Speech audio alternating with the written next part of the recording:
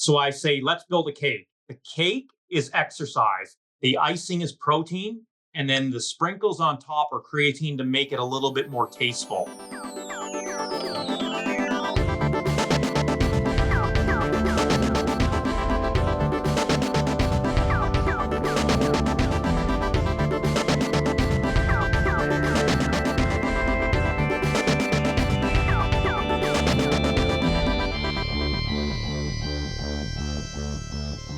We are about to launch. What's up, everybody? Truth, not trends. That's right. We are back. I am not live in the studio today. I am somewhere far away in the Bat Cave. And today I had the pleasure of speaking with Dr. Darren Candow, who is a PhD out of Canada, specializing in creatine research. This was a quick, smooth, safe, and efficient chat today. Dr. Candow clearly knows his stuff and has this dialed in. He is doing the research, traveling the world, telling people all about creatine. You are going to learn amazing things about how much, what's safe, what isn't, what's the best type of creatine, how often should I take it, does it hurt my kidneys? You want to know the answers? Stay tuned. In the meantime, my name is Liam TAKU Bauer. I've been in the strength training business for 37 years and counting. 37? We are at TNT Strength, Truth Not Trends. And besides that, if you were thinking about building an amazing home gym, I recommend the Anata Gym. Anata Gym is a company that makes smart gym platforms. What's a smart gym platform?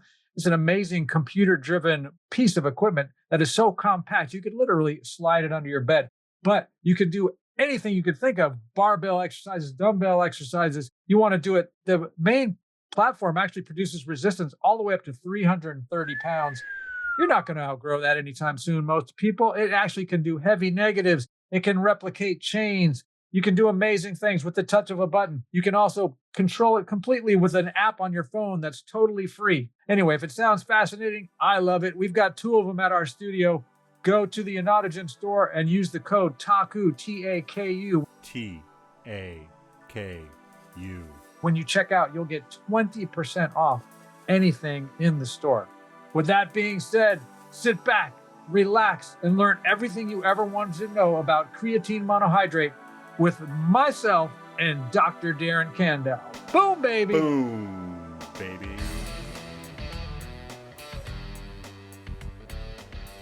Why don't we just start with a quick, just backgrounds for my audience so they know who you are and where you're coming from and all that stuff. Yeah, my name is Darren Candow. I'm a professor in the Faculty of Kinesiology and Health Studies at the University of Regina in Canada. And I'm also the director of the Aging, Muscle, and Bone Health Lab here in the university as well. It's awesome. I've been talking to a lot of people up there, McMasters, and just they seem to be doing so much great work in Canada right now. Yeah. Across the exercise science, it's amazing. I just, everyone I talk to is fantastic. Good. Yeah. So it's been really exciting. So let's dive in. And, I've been using creatine since the 90s, probably 93, I think. Yeah. And recommending it and having them. And of course, as you said, it's just blowing up. But we'll start with kind of the basic stuff. So it's been, one of the most extensively researched supplements, obviously, in the world. And what are some of the biggest misconceptions that you think people still have? Well, geez, there's a lot. Let's start with the biggest ones. I think the one biggest one is that creatine would automatically lead to weight gain or fat mass accumulation. And that's not the case. Creatine, if done properly, does not increase body mass too much. If anything, it decreases fat mass. And we can talk about why that is. And females listening,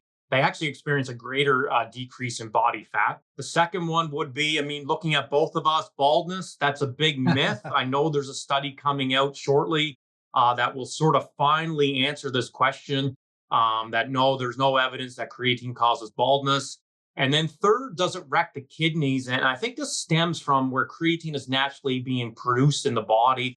It sort of starts in the kidneys. And we've measured long-term high-dose creatine for up to 2 years. No greater adverse effects on the kidney or liver. And that's why the safety profile of creatine is excellent. It's naturally made in the body. We can get a little bit from the diet. So those seem to be the 3 most popular right now. I'm sure there's others. We've put out 2 papers, Myths and Misconceptions, part 1 and 2, on creatine, and it's evolving, but super excited to be with you to talk about all the things that are creatine. Yeah. Yeah, I mean, the one I always hear about, and having used it with myself and with my athletes and stuff for so long, is bloating and also like I've never had anyone complain about that in my entire career. Like the worst thing, and we can talk a little bit. Do you feel that there are people that are non-responders? Oh, yeah. Yeah, yeah. Yeah, so there are non-responders. It's scientifically established, if you get less than 10 millimole increase in muscle mass, but that's only from an experimental perspective. So those that are on a carnivore diet or eating a lot of meat and or naturally producing a lot may not respond favorably from maybe a muscle perspective. But at the end of the day, we're now seeing benefits beyond the traditional 3 to 5 grams a day. We'll talk about bone in the brain, and I'm a big proponent of taking higher amounts because I see the evidence. And I think we've done a disservice per se of only focusing on skeletal muscle, which is crucially important. But there's other areas of the body that creatine can have some favorable effects. And that obviously stems from bone, the immune system, as well as brain health. Yeah, that's awesome. So we know many athletes and general fitness enthusiasts use it for muscle growth and performance. But so speaking of this latest research, what does that say about benefits beyond the strength and hypertrophy? Like cognitive function, bone stuff, as you said, aging. Yeah, you've hit the nail on the head. It used to be for young males getting bigger, stronger, faster. And in fact, that is true. And that's the most documented. But of course, that encompasses biological females as well. So anybody want to improve muscle performance, exercise, and creatine could be something to consider. But the emergence from the neck up, looking at cognition, memory, really interesting results in improving recovery from concussion in children. Okay. Great research out of Utah with some psychiatrists looking at clinical depression and anxiety. A common denominator with head trauma or neurological symptoms is that they have reduced brain creatine stores compared to normal. So the thought is where the brain has the blood-brain barrier, it can make its own creatine. So it may not need supplemental creatine during times of normalcy or functionality. But when the brain is stressed, and I don't know anybody on the planet that doesn't go through periods of stress, sleep deprivation comes to mind. That's where the brain says, maybe we need help. And that's why we're starting to see evidence that creatine in a little bit higher dose than normal can have some brain beneficial effects. Awesome. So now, speaking of that, there's often debate about the best way to take it, timing, loading phases, different forms of creatine. Right. I'm always seeing the ads for the latest, greatest whiz bang. We added this or that. So what does what do you find from science saying about optimizing its supplementation and whether there are some forms that are better than, say, the classic monohydrate? Yeah, I often shake my head at this because I know it's too good to be true or it's kind of boring. But first off, it's got to be monohydrate. The efficacy behind that is it's a water molecule linked to creatine. It's the same molecule we're producing in the liver and brain. And when you look at monohydrate, that's why the safety profile and efficacy is so there. Secondly, the timing is irrelevant. In other words, you can take it at any time that's convenient for you. But then that begs the question, if we're talking about a higher dose, is it feasible to take a higher dose all at once? Right now in my lab, we're looking at microdosing strategies, maybe taking frequent, more smaller dosages. Could those add up to have some beneficial effects? But we see no reason why even slightly higher bolus dose or smaller amounts can't be advantageous. So again, monohydrate, the timing seems to be irrelevant, but I really love taking it in close proximity to exercise. I think there is data to suggest before, during, or exercise seems to be a great way to recharge and refuel the cells. But those are the two big areas. And of course, if you're an athlete buying it, make sure it is third-party tested, that the source of creatine is very reputable. The Creapure is the one that comes to mind from Germany. It's the most scrutinized. So those are some things that the consumer should be aware of when they're purchasing it. And I know, when I first started using it back in the day, they would recommend, these loading phases, and also within the presence of carbohydrate. Right. Does that matter? Yeah. So two things. The loading phase is still the most viable, rapid way to saturate your muscle. It's about 20 grams a day for about 5 to 7 days. It's been shown in numerous studies to be very effective at saturating your body and leading to muscle performance benefits. The only downfall with the loading phase is this is where we actually see acute water retention and or weight gain.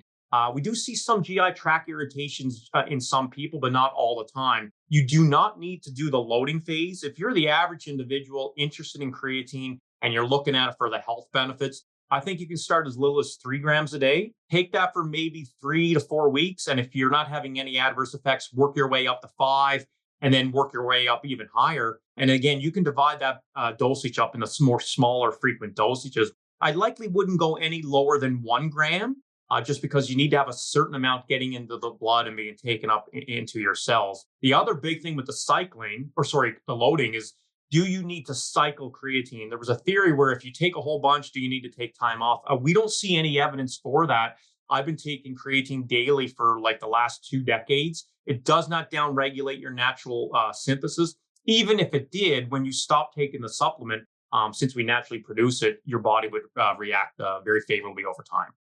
Funny, speaking of the microdosing thing, we weren't sophisticated enough to have a name for it. But what I was doing with some of my bodybuilding athletes, literally back in the 90s, is when we would load them, we would mix a big bunch of it into like a gallon of water with a little bit of sugar in there Yep. and just have them sip it all day long. Yes. And Yeah. that's how we would load for like the first 10 days or so. And we've had amazing results. With guys, Yeah. adding mass, which again was their goal at the time. And in conversations with the late Roger Harris, who was the pioneer in making creatine supplementation famous and has a really elegant study with Craig Sale in the early 2000s, they simply looked at really small micro dosing all the way up to 20 grams. And Roger's idea was that if you're taking smaller amounts, it's maintaining in the bloodstream and maybe the cells will be taking it in demanding. And then also going back to your idea about carbohydrates, that's a very effective way to augment the amount coming in. But the dose needed seems to be very high. So I think a lot of people nowadays are very hesitant with ultra refined sugars. Sure. The nice thing is exercise will cause an increase in creatine uptake very well, as well as protein. So I think mixing your creatine in your Greek yogurt or a whey protein shake is a very viable way to get it into the cell. But naturally, creatine will get taken in very easily as well. So now, as far as like muscle and aging and stuff, as people age, we have obviously muscle loss, sarcopenia, are concerns. How do you feel like can resistance training combined with creatine supplementation combat some of these age-related, declines? Yeah, that's my biggest area of focus. We published a few studies now actually proposing that creatine and weight training might be an anti-sarcopenic intervention based on 3 things. So the World Health Organization diagnoses sarcopenia, unfortunately, as the age-related reduction in strength, muscle mass or lean body mass, and functionality. And when you look at the body of research in aging, and that's typically 50 and above, creatine and resistance training has been shown to improve all 3 of those areas. So there's never been a study to look at diagnosed people with sarcopenia. But since we now know every person on the planet will get a reduction in one of those, why not exercise first? And then maybe creatine with a really high protein diet or adequate protein could be something to be considered. And I think that is important, as you mentioned, the great researchers from McMaster, like Stu Phillips, big proponent on more protein, adding in a little bit of creatine to that could be something. And the nice thing is there's a lot of food products that have creatine and protein already. So for those that are hesitant against supplements, you can get these products in food. It's a little bit more difficult. And with the global cost of groceries nowadays, it's something to at least consider. Yeah. So now you've done a lot of research on the bone health and resistance training stuff. Can you explain the relationship between muscle mass, bone density, and the role that creatine plays in that equation? Yeah, it was kind of, we were getting bored with muscle. We thought we knew a lot. And then a great researcher out of Switzerland, Theo Walliman, sort of looked at a cellular study. And he's like, wow, our bone cells use creatine kinase and creatine for fuel. And wouldn't it be fascinating if our bone building cells became more energized? And lo and behold, there's now about a handful of studies showing that there are some potential bone benefits. Now, keep in mind, this has to be done with weight training. There's been studies where we've just taken creatine without exercise and no effects. And in the studies that have shown some beneficial effects to decreasing bone mineral density loss or preserving bone strength, primarily in older adults, it was in combination with exercise. So for those listening thinking, hey, I didn't know about these bone benefits, please exercise and focus on weight training, but creatine at a slightly higher dose than muscle. So this is where it gets a little bit different. The lowest dose for bone seemed to be about 8 grams, all the way up to 11 grams. Muscle, you can probably get away with about 3 to 5. So that's why I currently take at least 10 grams a day. I think if you look at the body of research, and we're going to talk about the brain shortly, a higher dose might be more advantageous from a whole body perspective. But I think if anybody listening has a history of osteoporosis or osteopenia, those bone building cells, they're called osteoblasts, seem to become energized. So they may preserve your skeleton, especially as we get older. And could that have application for decreasing fracture? We just don't know, but it has potential. So super interested to see this where it's going now. Yeah, we have a lot of clients in my, I own a one-on-one training facility, and we specialize in strength training specifically, safely and efficiently. So we have a broad age bracket, but probably 50 plus is our sweet spot. And we have clients. My oldest client right now is 92. Fantastic. Yes, yes. And we recommend everyone take it every day, right? We're similar to everything you're saying. High protein, whole food diet, Yeah. creatine. Supplements are like super specific. A couple things: fish oil, creatine, vitamin D. You know what I mean? Nothing fancy. Yeah. But we do get a lot of women coming in with those concerns. But it's funny how the biggest struggles with them is both getting enough protein and people just are wary of something they haven't heard of, right? Yeah. And you hit the nail on the head. I go back to the old original thought was we just needed to supplement with creatine on the days we work out. And now we've changed that to suggest every day, because the hope here is that if your muscles become full, that creatine may go to your bone or brain or immune system and be used for other factors. So I think from a consistency perspective, you want to be taking it on a daily basis. You can get this through red meat or seafood, but the only issue is that the dose we're talking about, you'd have to eat 1 to 2 servings of seafood or red meat a day. And if you're a vegan, a vegetarian on a plant-based diet, it becomes, and the cost of groceries is astronomical now. So there's a lot of issues that most reputable creatine products are vegan based. So that's why they can be attractive for pretty much anybody on the planet. Yeah. Yeah, absolutely. So now, speaking of that, my brain's getting a little frazzled from I need some creatine. Yeah, that's right. When you said micro dosing, Yeah. how are you dosing it for yourself these days? Yeah. So I currently take at least 10 grams a day, and I like to put 5 grams in my yogurt. I usually have a high protein breakfast as well. And I'm very unique.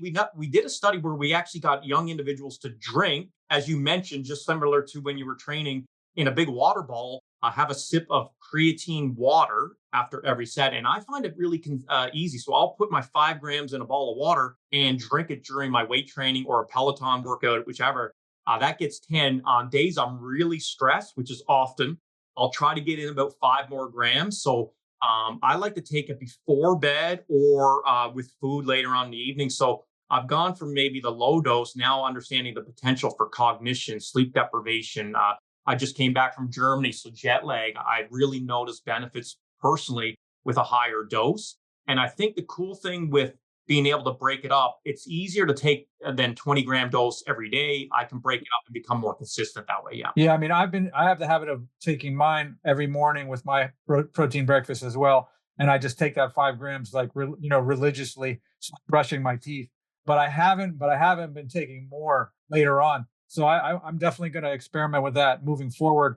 I'm on vacation right now. I've been away from the gym for a while, but I didn't want to miss our meeting. Obviously, we'd made it so far in advance. And you just brought up a really good point that often gets overlooked. So this is a great example. You've been taking it, and then you go on vacation. And most people say, I don't want to be taking the powder to Europe or Mexico, or, I just want to enjoy life. Don't worry. Once your muscles are full, it takes 4 weeks for them to come back to baseline. So, if you're in a tropical destination or holidays and you don't have a gym, no worries. It takes about 4 weeks to come back to normal. But what I do recommend to people is if you do eat meat and you have an option at a restaurant to eat red meat or seafood, choose it, because you're going to get a little bit more in. So you can live a really easy, non-stress life. Don't worry about it if it's already in the body. Yeah. I have to admit, I did both. I brought it with me on my vacation. Yeah. The TSA was like, the TSA guy opened my bag. Yeah. And before he even looked, he goes, I'm guessing protein powder. Yeah. And I said, nope, it's creatine.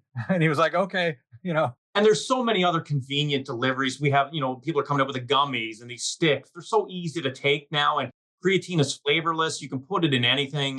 There's many ways to get it in. Yeah. So now looking at the athletic stuff, obviously we know recovery is very important from training.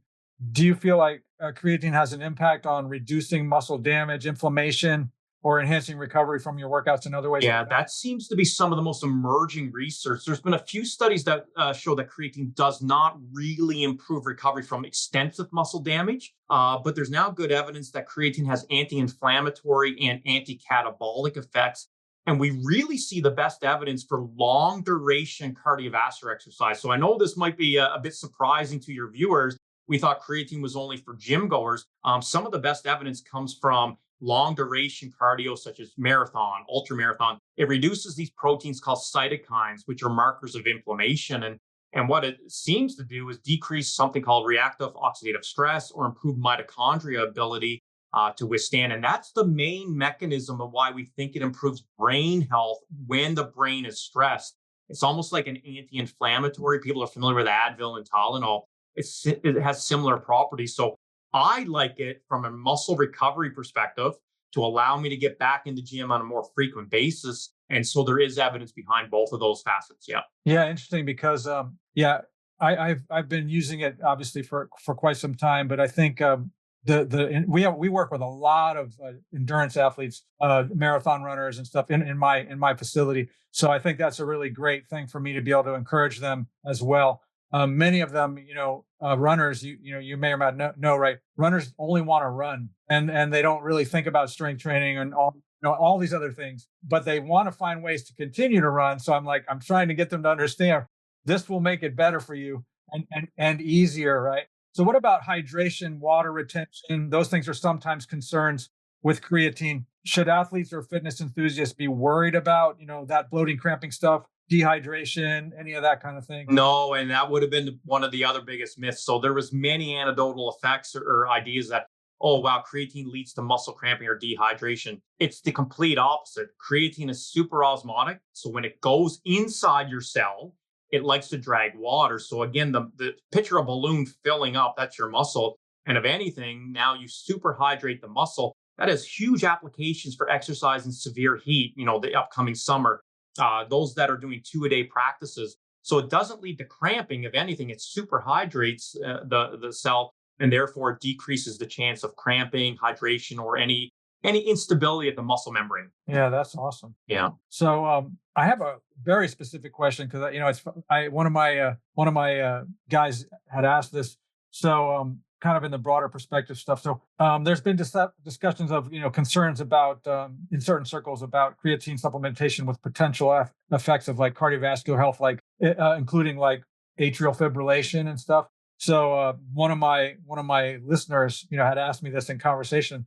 And I said, I'm not really familiar. So I figure you're the perfect guy to talk to because he's been diagnosed with it, AFib, right? And then I've been recommending, I'm working with his son who's a wrestler and we're using creatine and he's sort of like, I don't know if I should be taking it. Right. Yeah. Yeah. It's a valid concern and question. And there's some emerging area behind it. So I'll preface it two ways. Anytime someone has a medical condition, we always recommend medical clearance because we want to make sure the medications that they're on. However, creatine, as to my knowledge, does not interfere with any ACE inhibitors, beta blockers, statins, things like that. In the type 2 myths and misconception paper we just put out, we have a section there on hypertension, and creatine at recommended dosages does not seem to have any adverse effects on hypertension. And then a couple studies just came out this year by Mike Ormsby and Eric Rawson, and that was in older adults, showing that creatine has some favorable benefits for those with cardiovascular disease. And it seems to have some benefits on the endothelial cells in the arteries. So I think from a cardiac rehab perspective, with exercise and other treatment, creatine seems to have some beneficial effects, not detrimental. But of course, anytime we're talking about a pre-existing condition, I would recommend, that individual speak to their cardiologist or GP, but we're not seeing any reason that it might not have some potential benefits. Yeah. So now, I originally had a question about, what kind of advice you would have for people sort of using it. But it sounds to me, based on our conversation, that you like us would recommend that everybody's just using it. Yeah. I mean, is there any reason for them not to be using it? Yeah. Unless we always go to if there's a pre-existing medical condition. But, in the conference in Germany, it was very interesting that we're now seeing huge benefits for pregnancy and fetal development. We're seeing benefits for children, of course, through the age band. So when you think of it, we naturally produce it. It's a recognized compound. And so unless you have an issue or a metabolic condition that would prevent you from taking it, it can be at least considered. But at the end of it, we always put it on the medical community if there's an issue. Sure. So now you're at the forefront of research on creatine and strength training.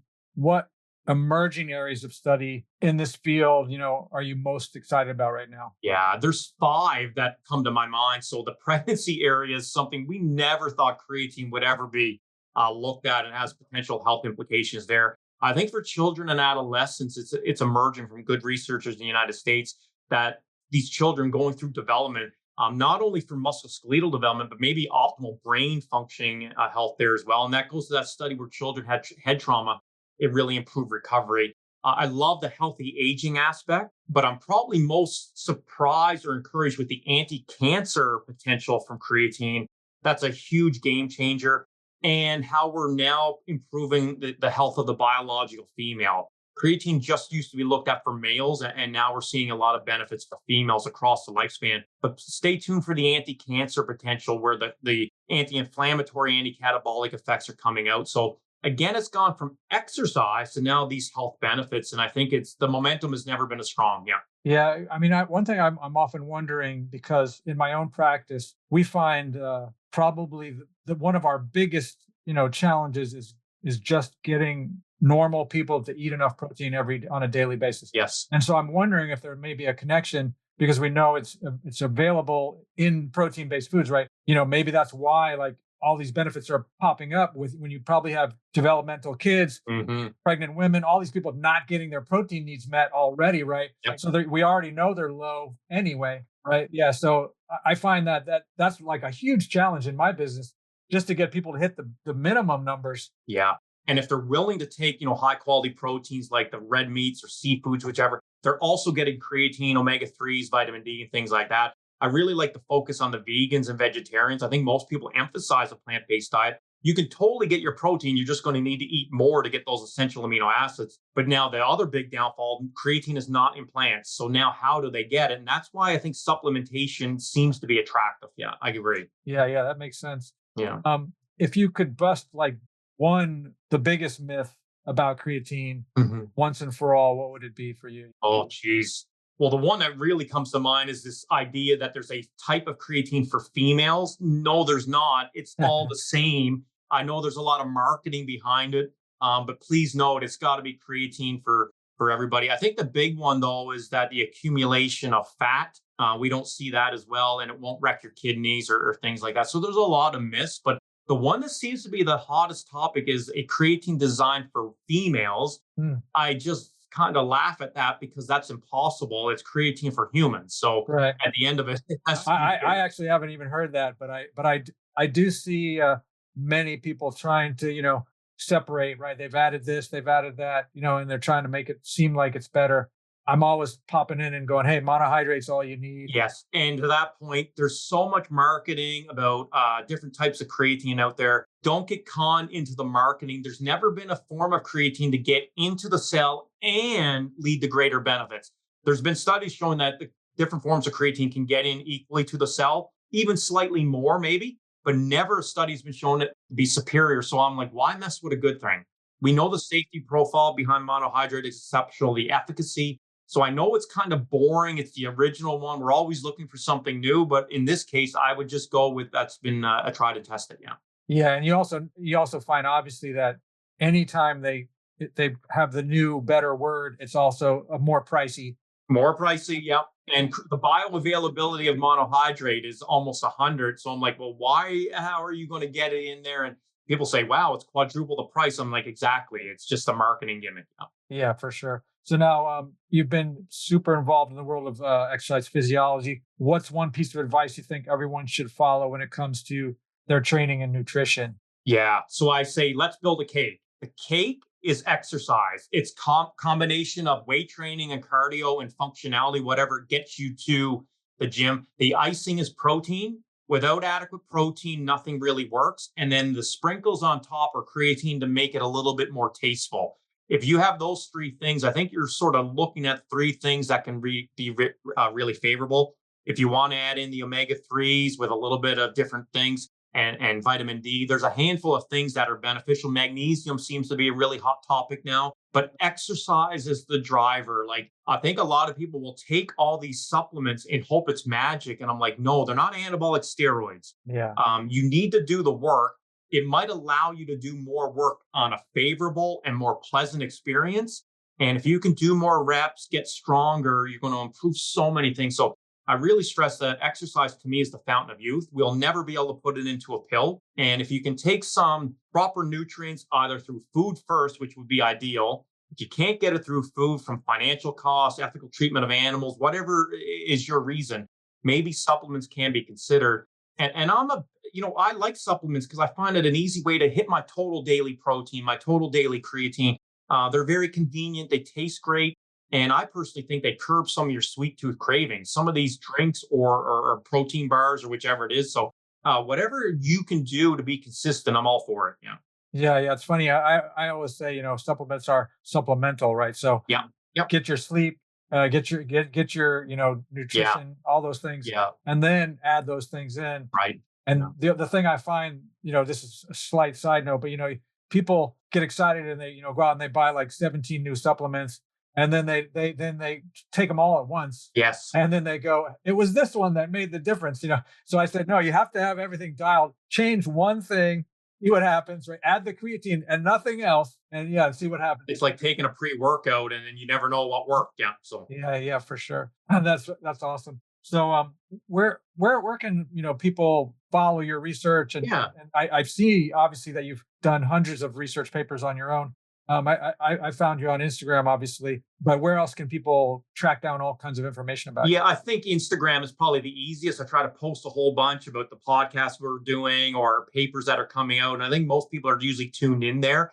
So Instagram at Dr. Darren Candow seems to be the easiest place. Yeah. And do you have like a YouTube or a website or any of those kind of other things? No, I've been asked that quite a bit, but I'm so busy in academia right now. Maybe down the road, I'll branch off into something more, but I just try to post things that come up as to be interesting to people. Yeah. Yeah. No, that's cool. Cause again, there's one spot, a one-stop shop so they can track it all down. And then obviously your stuff is trickling out into the universe. Yeah, it's getting out there and more people are interested for sure. Yeah.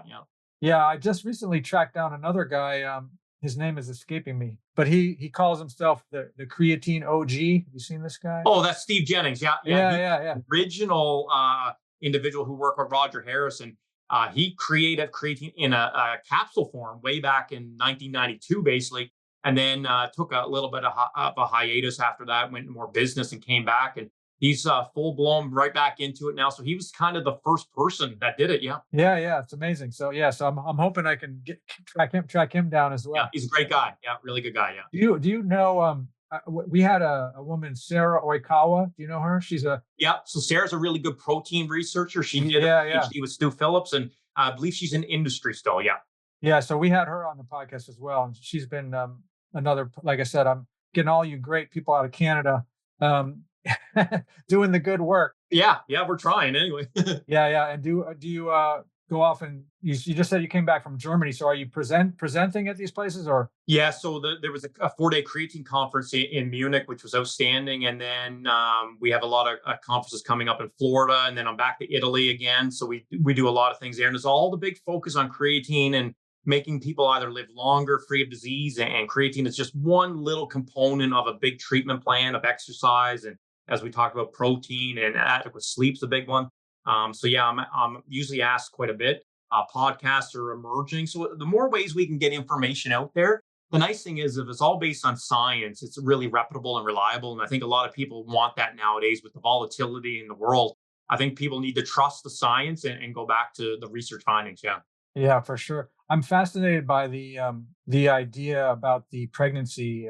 Yes. So are people now doing specific research into that area? There is, yeah. If you want someone on your podcast, Dr. Stacey Ellery in Australia is the world leader there, and she's looked at the animal model and now has excellent data in humans, and she does really elegant, exceptional work about the potential caution and/or application during pregnancy, and also for fetal development.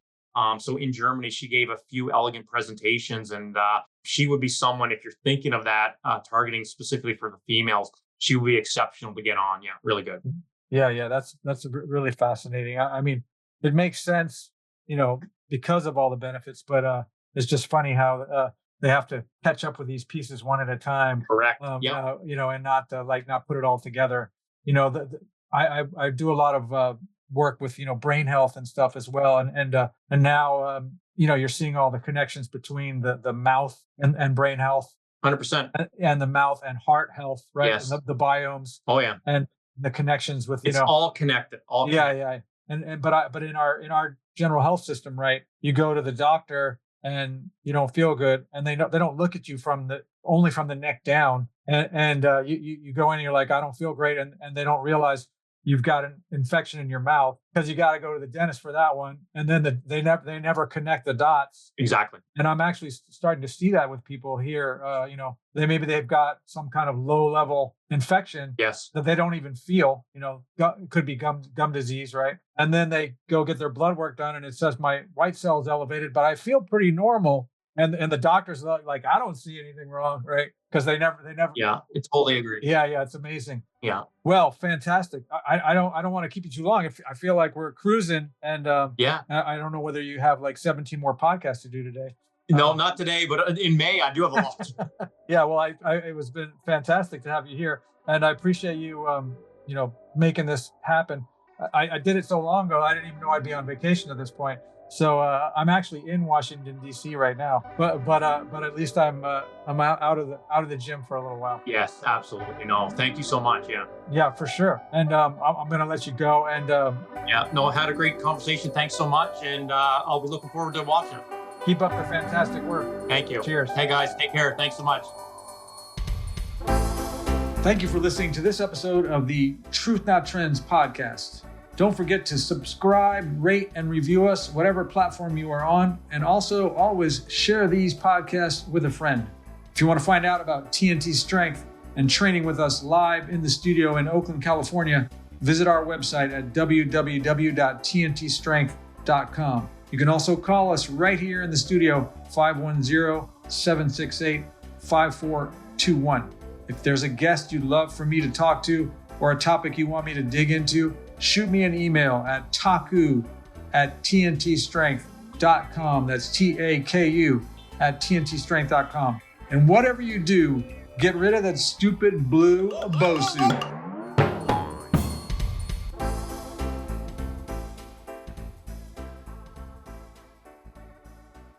So I won't worry about it. Mixed and edited by Desmond McNeese for We Mixed It, LLC. Go to whatsoundsawesome.com. But I was more polite today. I don't know what's going on. Maybe it's the vacation.